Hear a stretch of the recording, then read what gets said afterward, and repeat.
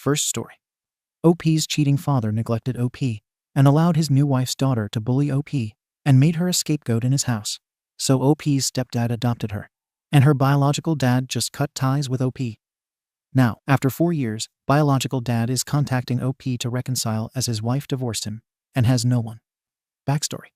My sister's 19 and my F21 mother and biological father divorced when I was about 3 or 4 years old due to my biological dad being abusive and cheating on our mother. We lived with our mom and visited our dad's house once every few weeks for the weekend. Of course, it was super cool there since we barely had any rules or restrictions, and thus, we could do pretty much whatever we wanted.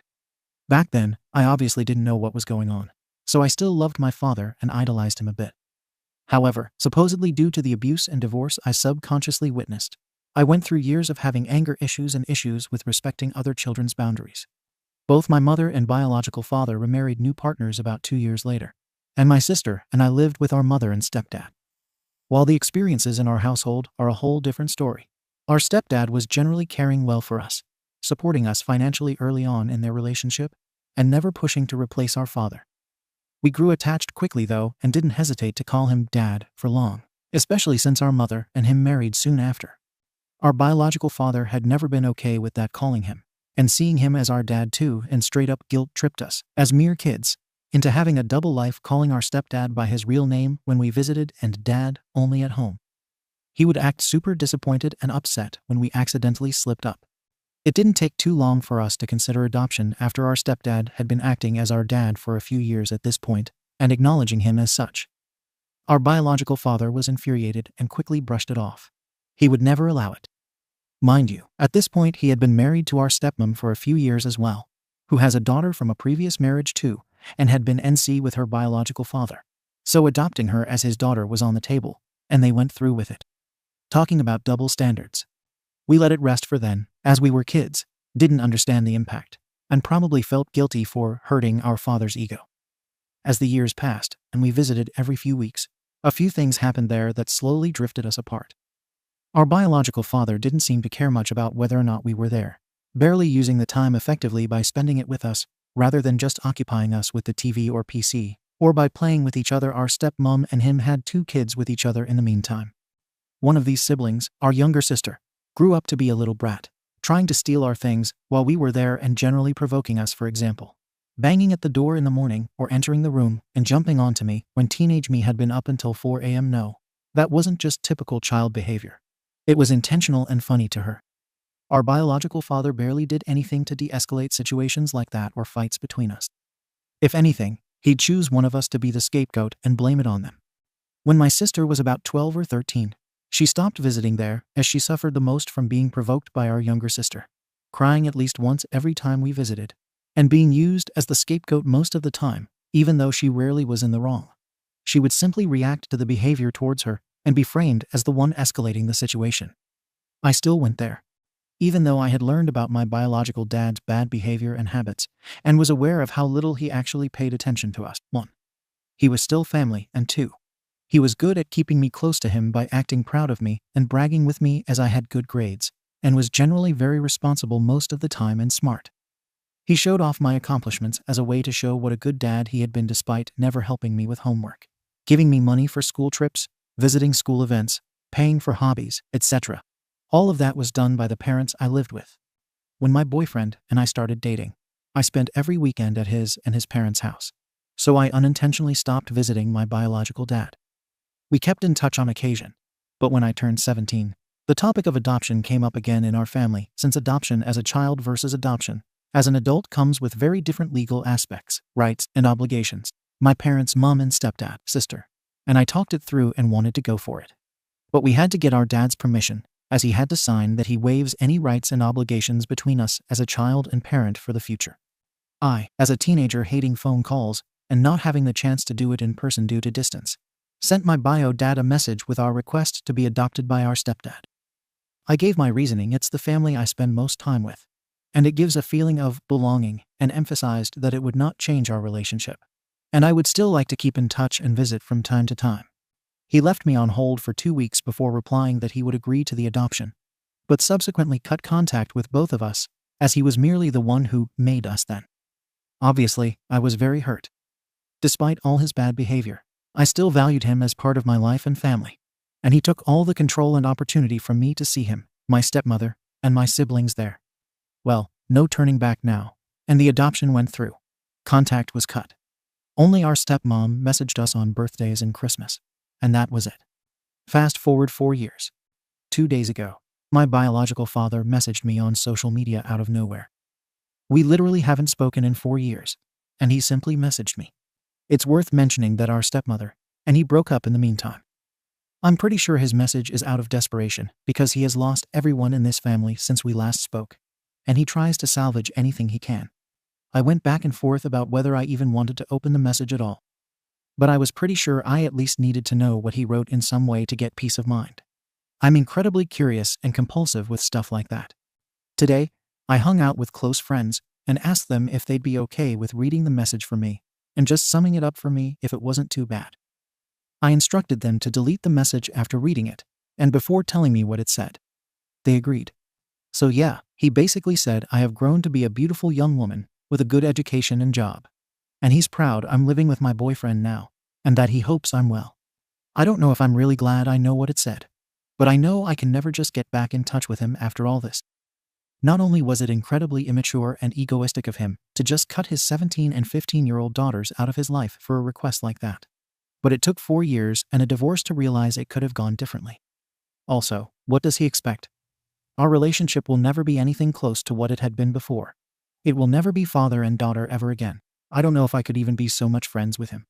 And just like with every acquaintance, sometimes keeping in touch, just for the sake of keeping in touch, doesn't lead anywhere.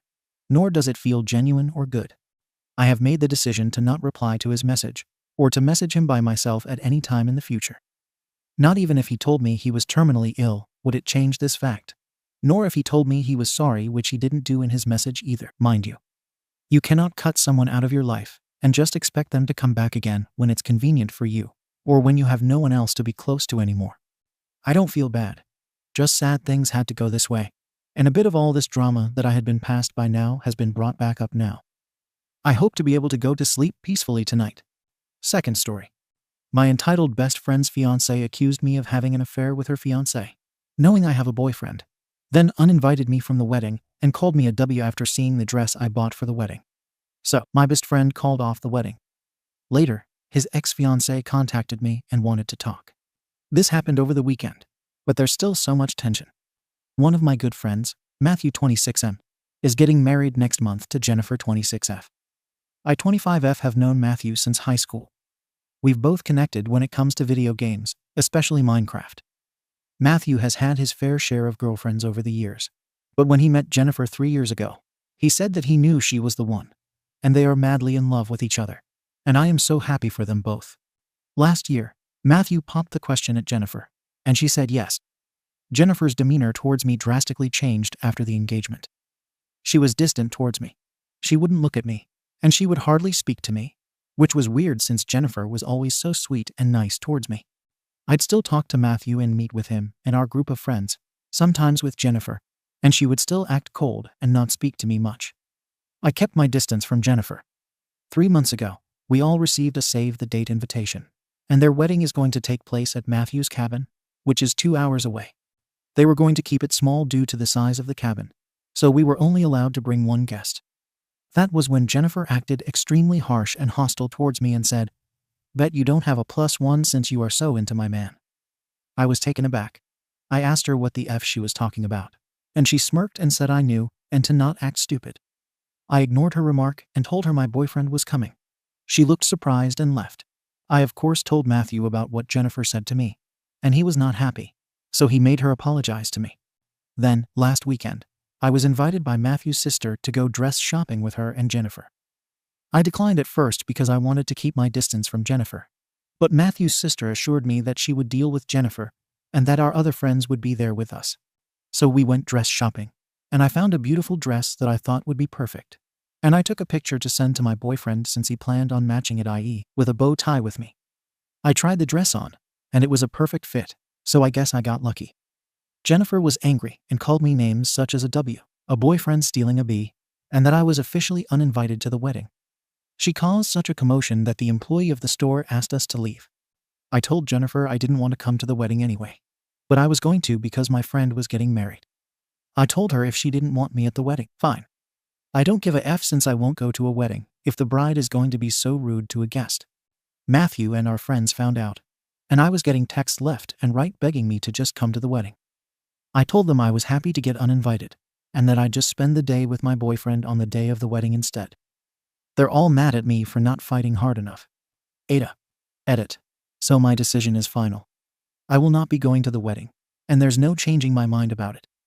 I will be sending a wedding gift to Matthew the day prior to the wedding instead. I told Matthew and all my friends that I wouldn't be going, and they couldn't convince me otherwise.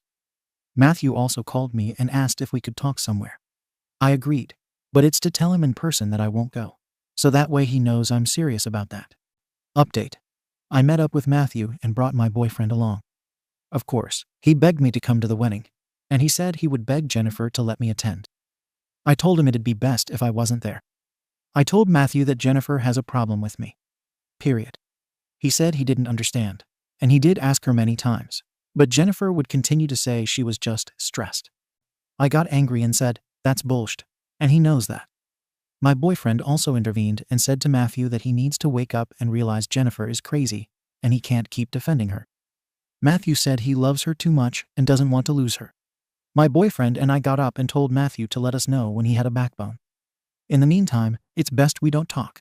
I messaged all of our friends in the group to let them know I'm keeping a distance from Matthew because of Jennifer. He's still my friend, but at arm's length. I will still be sending him a gift regardless, but I'm keeping my distance from Matthew. It seems like he is in denial and can't comprehend what's going on at all. He is usually in denial. Ever since high school, he has had a sense of denial. Another thing to mention is that Jennifer is nice to all of Matthew's female friends. Just not with me. I've also gotten a message from 2 of our friends saying they have dropped out of attending the wedding because of Jennifer, and that they are on my side. Edit 2. Jennifer bought her wedding dress a while ago. When I went dress shopping with Matthew's sister, she invited Jennifer as a way to resolve this animosity she had towards me. So it was Matthew's sister who wanted to buy a dress, and I found a dress that I loved, and Jennifer went crazy. I hope that clears things up since so many were confused. Update. In her profile. I will be posting an update here because, frankly, I do not have the time to edit or shorten up the post. I exceeded my character limit, and there was a whole lot going on that I did not want to leave out. So I will be copying the post here. Hello to all. A lot of you have been asking me for an update, so I might as well make one. Before I do that, I want to clear up a couple things that a lot of people have been confused about. 1. When I went dress shopping with Matthew's sister, she brought Jennifer along because she wanted us to put our differences aside for Matthew's sake. This shopping trip was not for Jennifer to buy a wedding dress, as she had already purchased her dress a long time ago. I hope that clears things up. I would never try on a dress or purchase one if the bride is the one who is shopping for one. That's an obvious rule. Lol. 2. Matthew and I never had romantic feelings for each other. We never hooked up or anything of that nature. Our relationship has always been and will always be platonic. I'm going to go straight to the point with this update. This is going to come as a shock to a lot of you, but Jennifer called off the wedding. I found out from our friends who messaged me. I asked what happened, and they explained that Jennifer told Matthew she couldn't marry him and admitted that her behavior towards me as well as towards a couple of other people, which includes Matthew's sister and his best friend Jacob, was wrong. She apologized to Matthew and realized that she wasn't in the right place to get married. This happened about 2 days before the wedding. I decided to call Matthew, and I told him I heard about the wedding being called off and assured him I'd be here if he ever wanted to talk. He asked if we could meet, and I agreed. Matthew explained that Jennifer had severe trust issues, not just with me, but with his best friend Jacob. Jacob was supposed to be Matthew's best man, but he was also uninvited by Jennifer over the fact that Jacob might encourage Matthew to cheat. Matthew also told me that Jennifer has constantly accused Matthew of possibly cheating on her with me, despite showing her evidence that we did nothing of the sort. It had gotten to the point where Jennifer would prevent Matthew from going out with friends. She would sometimes confiscate his phone, and she had even taken his car keys, causing him to be late for work. So there was a lot more happening behind closed doors. Matthew wasn't blinded by love. He was simply afraid to reach out to any of us for help. He was embarrassed to tell us that his bride-to-be was doing more than just controlling the wedding guest list. I asked Matthew if he wanted to go with us on vacation. but he declined, stating he wanted to be alone, which I do understand. I went on vacation, and I had a fun time. BTW, I did wear the dress that I bought and wore to dinner with my boyfriend. He loved the dress and had constantly complimented me the entire time. When we returned, Jennifer messaged me, which I was surprised by as she never once did such a thing. She asked me if we could meet. At first, I wasn't sure, but I agreed. I brought my boyfriend along for safety reasons, as I wasn't sure what Jennifer's intentions were with me. Jennifer told me that she wants to apologize for lashing out at me at the store, for calling me names, and for uninviting me to the wedding over something so small. She explained that she allowed her jealousy to get the better of her, and she was so scared of losing Matthew that she ended up doing things that she deeply regrets. Jennifer is going to get therapy and said that she had some trauma in her childhood that lingered into her relationship in ways she didn't expect. She also admitted that she was insecure and found me to be a very beautiful woman. And she was a bit jealous when Matthew and I talked about our hobbies, and that made her feel left out because she isn't into Minecraft or gaming. I told her none of those things matter to me now since she has apologized and admitted that what she did wasn't right, and that I have forgiven her. As for Matthew and I's friendship, we are now back to hanging out and playing games together. Even my boyfriend has been hanging out with Matthew a lot and has gotten closer. I did decide to ask Matthew if he ever did have a crush on me back in the day, and he said he never did, and that he was being honest. Jennifer moved her stuff out. And as for the cabin where the wedding was supposed to take place, Matthew, my boyfriend, myself, and a couple of our other friends will go there this upcoming weekend. I apologize for taking too long. I think posting it on my personal profile rather than on the subreddit is better since I broke the character limit. I'm quite busy, and I know everyone was dying for an update. I would also like to thank everybody who has given me advice on how to handle this situation and my friendship with Matthew. I also had the chance to read some personal stories some of you have sent me, and it breaks my heart. I realized I have such a big support group here, and that's one thing I love about Reddit. Third story. My delusional cousin demanded that I tattoo him on his wedding day, so I told his fiancée about his plan. Now she has called off the wedding, broken up with him, and I'm going to the party she threw at the same place where they were supposed to have their wedding. Throwaway because I'm not sure if my family uses Reddit. So a little about my background. I am a tattoo artist. I've done an apprenticeship in my first year of tattooing. I have worked as a tattoo artist for 4 years now, and I opened a studio recently. Me and my family are invited to a wedding that is taking place in another state. My cousin is marrying, and we got the invitation a few months ago. Time has moved forward, and now the wedding is in a week already. Out of the blue, my cousin, let's call him Matt, texted me with something along the lines of "You're going to tattoo me on my wedding day." I was a bit confused, as I never even thought of bringing my equipment since I also didn't plan a guest spot or anything. Guest spot is a tattoo artist working at another studio for a few days or weeks, mostly in a different area to grow the clientele. I jokingly asked if he had a machine, as I still hoped that he wasn't serious. He then just asked if I don't have one, and that one machine wouldn't take up that much space to take with. I replied that I didn't plan on bringing my equipment, which in fact contains more than just a machine color, hygiene stuff, stencil, that's the purple stuff you put on the skin to then trace the tattoo with actual needles, etc. And that I'm not prepared to tattoo at a wedding, about which I don't know anything layout of the location. Is it inside or outside? And so on. He then said that he had planned on this, and that it would mean a lot to him to both get a tattoo on his wedding day, and that I'd be the one to tattoo him. Remember that this is the first time I'm hearing this. I again tried to explain that I don't feel comfortable with that, and that it's quite short notice as I work until me and my brother fly over to attend the wedding, and a tattoo needs to be designed first, right? He saw my message, but didn't reply anymore. This morning, my mother called, and she was furious. She asked why I couldn't pull my SHT together and just tattoo Matt. I told her what I'd previously told Matt as well, but she didn't want to hear it. She just said it would mean a lot to her and Matt's family if I do that, and that it could be my wedding gift. And then she hung up. I talked to my brother about it, and he just shrugged it off and said, "It would be nice of you, though." I'm unsure what to do now.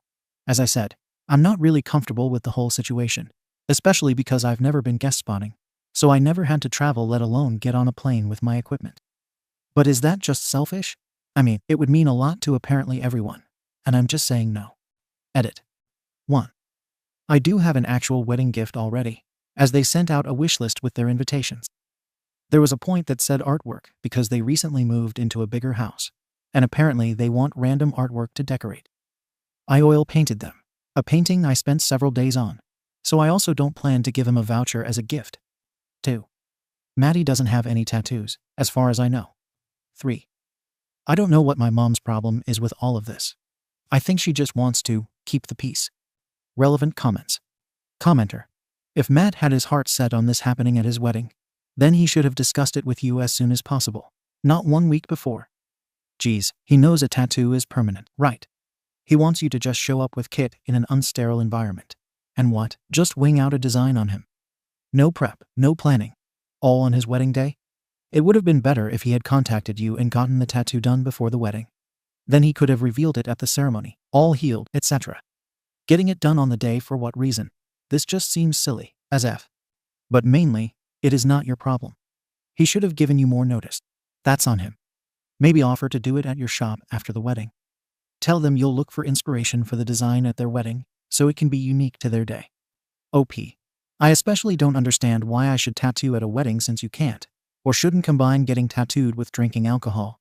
And knowing Matt, there will be plenty of alcohol at this wedding. Commenter. Really? And does that mean you can't drink as well? This would be a hard no for me. OP. Yeah, I wouldn't be able to drink either. But up until now, I haven't even thought of that. Commenter. It's inappropriate of him to expect you to work for free at an event for which you're a guest. Are you even licensed to tattoo in the other state? The entire thing sounds ludicrous. Tell your cousin your hourly rate billed in the PIA rate for hauling your equipment, and he needs to cover your flights and hotel. After all, flying with a trained professional to perform a service costs money. Oh, and he needs to pay up front since this is a special service. OP. I am actually licensed. And I mean, I would ask for money. But apparently they planned this as a wedding gift, like my mom suggested. I can't imagine what they are even thinking. Commenter.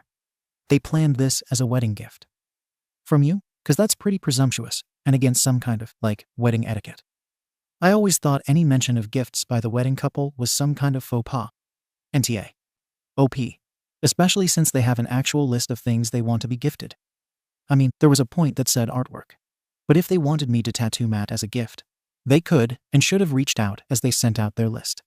Commenter. And is there a honeymoon happening right after the wedding? If they're going anywhere where swimming is involved, he won't be able to swim with a fresh tattoo. OP. I thought of that too. They are going to Bali. I doubt that he had considered not being able to go swimming or being in the sun at all. Commenter. They're being unreasonable and making things weird for no reason. NTA, and I just wouldn't go if they kept being like this. OP. I did think about not attending. It would be sad not to. But this is also very uncomfortable. And I don't think everyone has let go of it by then. Commenter. NTA. But disclaimer. I'm petty. I would find out who the bride is and tell her. This would hijack the wedding. Explain to her, or her mo or mom, that you would need several hours to set up, clean, and do the actual tattoo, that this would take over her whole wedding. Then sit back and watch the SHT Fest. OP. I'm actually not sure if the bride is in on this or not. I'm not close with her at all. Commenter.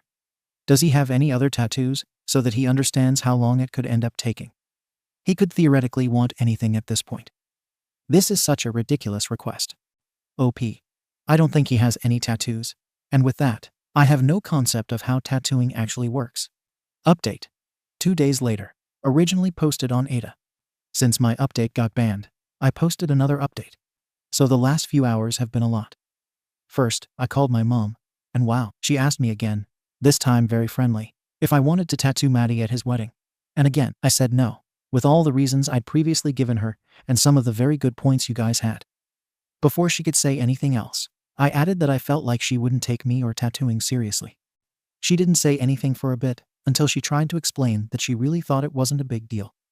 I told her again that it is, and that my mom, of all the people, should know how my job works. She agreed and apologized profusely.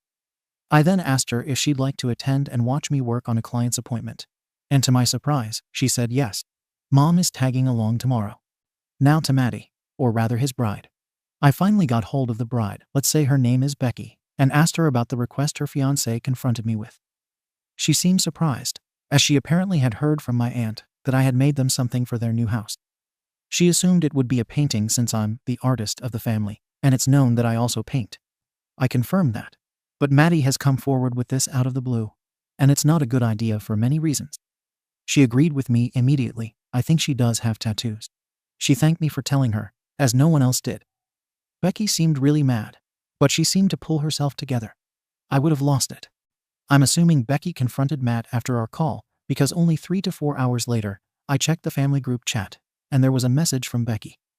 There will be no ceremony on the 13th as Matt, and I decided we aren't getting married. Matt and I have things to figure out, so please text or call us tomorrow if you have questions. For the rest of the day, we'll be in flight mode. After dinner, Becky called me and apologized for Matt again. She said it was a stupid idea of his, and that he just thought it would be cool. She then informed me that she still wants me to fly over for the wedding day, as she will be hosting a party instead of a wedding. Everything is paid for anyway, and she doesn't want anything to go to waste. I asked if they broke up. Not yet, but I'm going to stay at my sister's place until next week.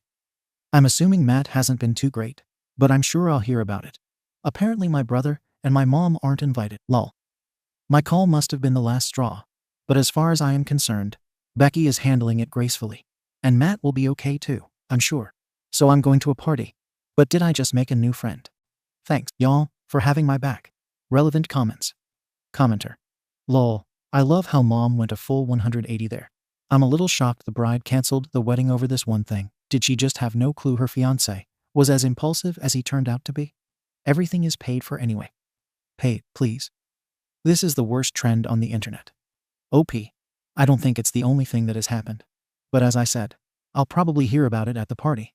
And if not from Becky, I'm sure there are some of her friends that like to spill the tea. Update. 4 days later. 6 from the OG post. Welcome back. I'm finally done writing this. Thanks to everyone for coming back and reading this. I appreciate y'all and love that you are enjoying the tea. So because a lot of you wanted to know how the bring your mom to work day was, I picked her up in the morning and we headed to the studio. I showed her around, told her a few background stories about some of the artwork and photos that are hanging on our walls, and explained to her my routine as I prepared everything. My client arrived, and I handled it like I usually would, just with my mom sitting there. I explained every step of the process, and she also asked me questions about my ink, needles, technique, etc. It was a lot of fun having her around, and she really did surprise me with her openness and interest. When I was done with tattooing, my mother had to leave for work, but she thanked and hugged me for bringing her along, as she not only enjoyed spending time with me, but also loved seeing me do my job so professionally, and said that she sees my work and efforts now. To the wedding or party. The party started at 14 as the ceremony was canceled. I arrived and was immediately welcomed by Becky's sister. She hugged me and helped me with my painting. Everyone was outside, drinking and having a small bite already. I went to say hi to Becky, and she hugged me warmly. She seemed tired, but was otherwise fine. Becky was also smiling a lot, which surprised me. I went to mingle, as I didn't want to start off by questioning her. I met a lot of her friends, and apparently most of them weren't too fond of Matt. I heard a few things about how he tried to change Becky to be more like his ex, and stuff like that. Not a great look. Maddie, speaking of, not a single friend or relative of Matt was around. Besides me and one other cousin. Later, as we sat down to eat, I asked if I could join Becky's table. They said yes, so I was sitting with Becky, her sister, and 3 of her friends. I introduced myself to one of them. I hadn't talked to him before, and Becky added that I'm Matt's cousin, the one who was supposed to tattoo. A simultaneous "oh" came from everyone. And with that, the conversation was about Matt from the get-go. I asked what happened. The sister just rolled her eyes and was like, "What didn't?" Becky and friends told me. A while ago, Matt apparently started to pick on Becky for being herself in various ways. It started small, like asking her to change her sports routine from workouts to only running. Then he criticized her cooking as he prefers to eat more meat and more traditionally. They discussed these topics, and it always seemed fine, but he didn't stop. He asked her if she couldn't let her hair grow or get extensions, and speaking of hair, if she couldn't get them bright. Becky has shoulder-long black hair. More and more seemed to pile up until he also started to make comments along the lines of, "Can't you be more like my ex?" As I understand it, he didn't say it specifically, but it was clear he meant it like that. His ex is from Texas. I was shocked. I asked why she didn't break up because of that, but Becky explained that in those situations, it didn't seem as bad as when you list those reasons. She had also made a few changes to make Maddie happy, but continued to do what she wanted most of the time. Time went on. and the issues resurfaced again and again in different ways. The last big fight was only a few weeks ago, when Matty called Becky by his ex's name. They somehow settled this. So let's skip forward to when I called Becky about the tattoo idea.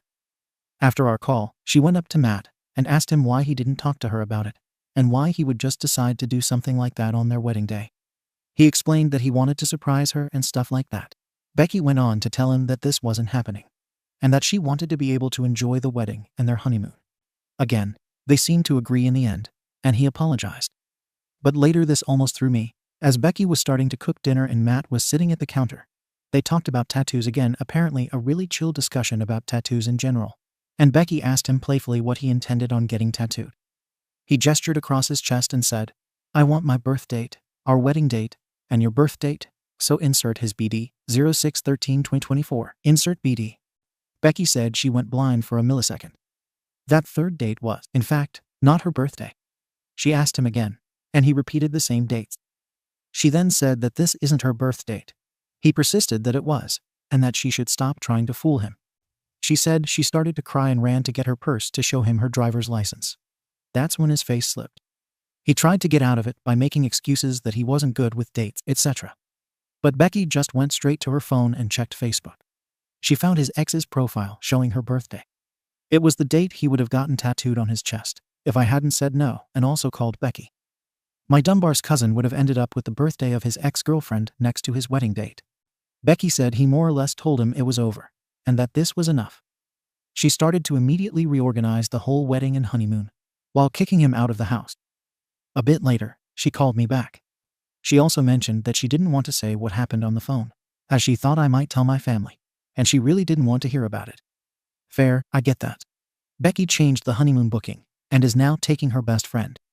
Also, if you're wondering, Becky's dad is currently the owner of their house, as they agreed to slowly pay him back due to his financial wealth and stability, which made more sense this way. As far as I know, Becky is going to stay there. Anyway, that's the tea, folks. This was truly a wild ride, and I am pretty sure Becky and I are going to be good friends. We really hit it off. I don't have much dignity left for Matt, so I'm not sure I'll keep in contact at all. P.S. Becky loved my painting. Thank you for watching the video. If you are interested in listening to these kinds of stories, we've got more in store for you.